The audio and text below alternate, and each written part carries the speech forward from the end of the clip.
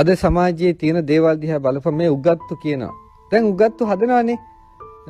මොකද්ද සමලිංගික සේවනය සීලාචාර කරන්න හදනවා. පරදාර සේවනය පරපුරුෂ සේවනය සීලාචාර කරන්නට හදනවා. දරුවන්ට පාසලේ පෙම් කරන එක අනිවාර්ය විෂයක් කරන්නට ලෑස්ති වෙනවා. මොනවාද මේ? අපේ දරුවෝ අපේ අම්මලා තාත්තලා බොහොම සැලකිලිමත් වෙන්න ඕනේ. මේ පුංචි ලස්සන කතාවක් තියෙනවා. එක නරියෙක් හිටියලු. නරින්ගේ රස්සාව ඉතින් කුකුළු හොරකම යනවානේ. හොරකමේ ගියාලු එක ගමරාල කෙනෙකුගේ ගෙදරට.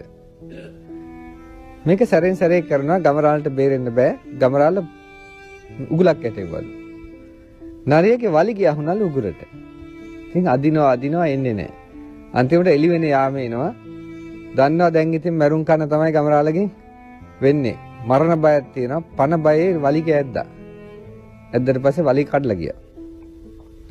දැන් කරගන්න දෙයක් නැහැ. වලි ගිදාලා නරියා ගියා හිමින් කැලිය ඇතුළට. යනකොට අනිත් නරි දෙන්නේ තුන් දැකලා ඒවා මොකද යාළුවේ මේ වෙලා තියෙන්නේ කියලා. එතන මෙයාට නුවණ පහළ වුණා. නරියා කපටියයි කියනවනේ. කපටි නුවණක් පහළ වුණා.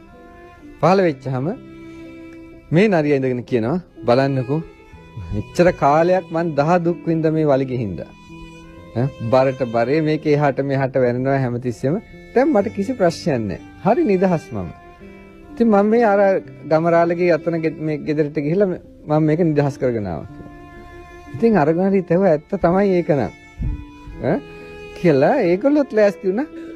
අපිටත් මේක කඩා ගන්න ක්‍රමයක් තියෙනවා නම් හොඳයි කියලා.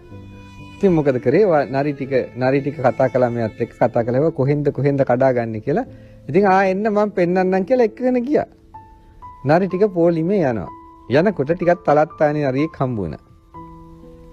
මේ නරිය හැව කොහෙද උන්නහැලා යන්නේ කියලා. එතකොට කිව්වා මේ බලන්නකෝ මෙයා දැන් කොච්චර ලස්සනයිද? මෙයාගේ මේ බරට බරේ තීච්ච වලිගේ අයින් කළා මෙයා කියනවා හරි සැපයි කියලා දැන්. ඉතින් අපිත් හිතුවා අපිටත් ඒ සැප ඒක බොහොම හොඳයි. ඒකින්ද අපිත් මේ වලිගේ කඩා ගන්න යන්න හදන්නේ කියලා.